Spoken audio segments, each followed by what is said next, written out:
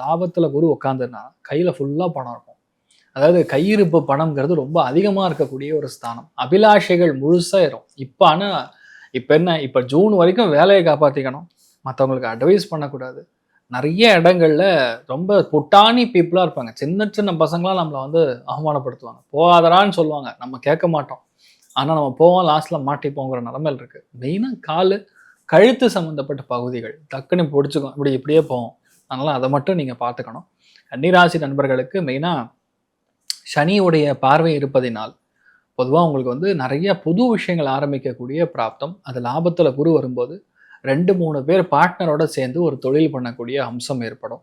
ஒன்று உணவு தொழிலாக இருக்கலாம், எண்ணெய் தொழிலாக இருக்கலாம், இல்லையா மேனுஃபேக்சரிங் செக்டராக இருக்கலாம், ஸ்கூலாக இருக்கலாம், காலேஜாக இருக்கலாம், கிளப்பாக இருக்கலாம்.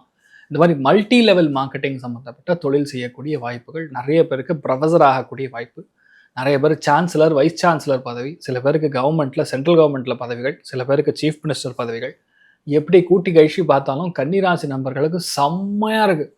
இந்த மாதிரி ஒரு டைமிங் மறுபடியும் இந்த பராபம் ஆண்டில் வராது. ஒரு வருஷத்துக்கு ஆட்டம் கட்டுங்க, என்ன வேணால் பண்ணலாம். எல்லாத்துக்கும் வந்து விமோச்சனம், எல்லாத்துலேருந்து நீங்கள் வெளியே வருவீங்க. ஈஸியாக பணம் வரும், ஈஸியாக நட்பு உருவாகும், ஈஸியாக மற்றவங்க வந்து நமக்கு சப்போர்ட் பண்ணுவாங்க. நம்ம மட்டும் ஜெயிக்கிறது கிடையாது, மற்றவனும் சேர்ந்து நம்மளை ஜெயிக்க வைப்பான். கூட்டணி ஆட்சி. நான் சொல்கிறது எல்லாத்தையும் லாஜிக் புரிஞ்சுக்கிட்டிங்கன்னா உங்களுக்கு என்ன விஷயம்னு வந்து புரிஞ்சுக்க முடியும் ஒரு சட்டம்.